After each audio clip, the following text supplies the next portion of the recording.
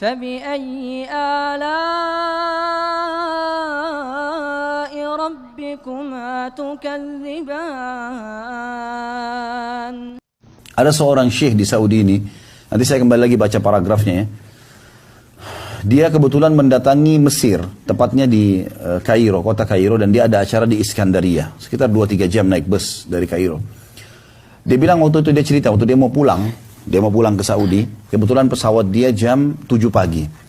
Dia balik dari Iskandaria agak malam, dia telepon masjid yang dia ceramah di Kairo. Dia bilang saya mau, daripada saya ke hotel cuma 2-3 jam, saya mau tinggal di masjid saja, tolong dibukain masjidnya. Dia bilang baiklah. Dia bilang saya tiba di masjid jam 3 kurang lebih, jam 3. Saya lihat masjid lampunya menyala, pintu terbuka, saya pikir sudah disiapin buat saya gitu. Dia bilang begitu saya masuk, cari nggak ada marbot masjid. Saya telepon, mati handphonenya. Maka saya lihat dari kejauhan ada orang di tempat imam lagi sujud. Saya pikir itu marbotnya. Saya dekatin, orang ini sambil nangis-nangis tempat sujudnya, lalu saya dekatin, saya mau tahu apa yang dia bicara. Ternyata dia bilang, ya Allah berikan saya rezeki, karena istri saya mau dioperasi, saya butuh uang. Kalau saya tidak salah ya, dia sebutkan 10.000 atau 20.000 jenih pon Mesir ya. Ya 20 jutaan mungkin, 30 juta gitu. Saya lupa tentang jumlahnya, tapi kisah ini kisah yang benar disampaikan. Maka dia bilang, terus orang ini nangis-nangis berdoa dalam sujud. Sampai selesai salam, saya tanya dia, kenapa akhi? Ini orang Saudi ini tanya orang Mesir itu, kenapa? Dia bilang, demi Allah istri saya sekarang lagi di rumah sakit, besok harus dioperasi, kalau enggak divonis bisa meninggal dunia. Maka saya tidak punya duit segala macam, saya juga sudah pinjam sana sini nggak dapat. Lalu saya pikir saya masuk masjid berdoa sama Allah. Kata syekhnya, yang kau lakukan sudah benar nih, nggak usah minta-minta sama orang. Sujud aja, lanjutin sampai pagi. Maka dia bilang, sholatlah orang itu.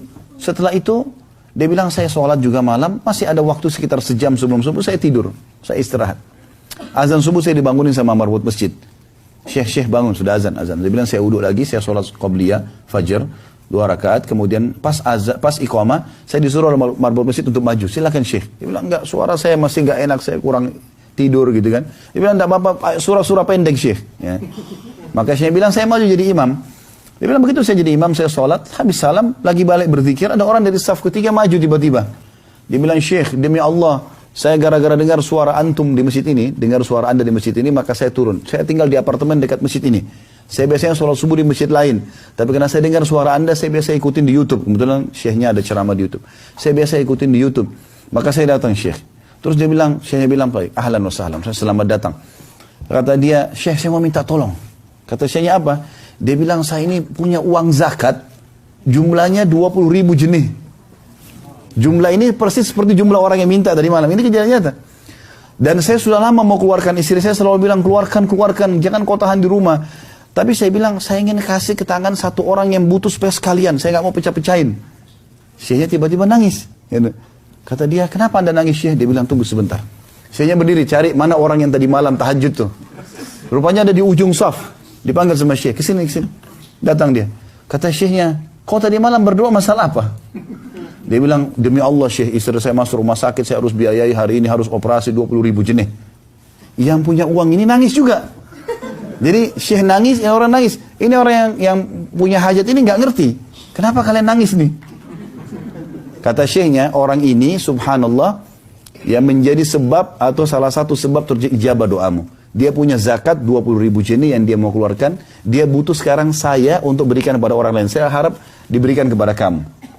Dia bilang orang ini pun kasih 20.000 jenih. Saking gembiranya orang punya hajat ini, dia mengatakan aku mencintaimu ya Allah. Contoh saja.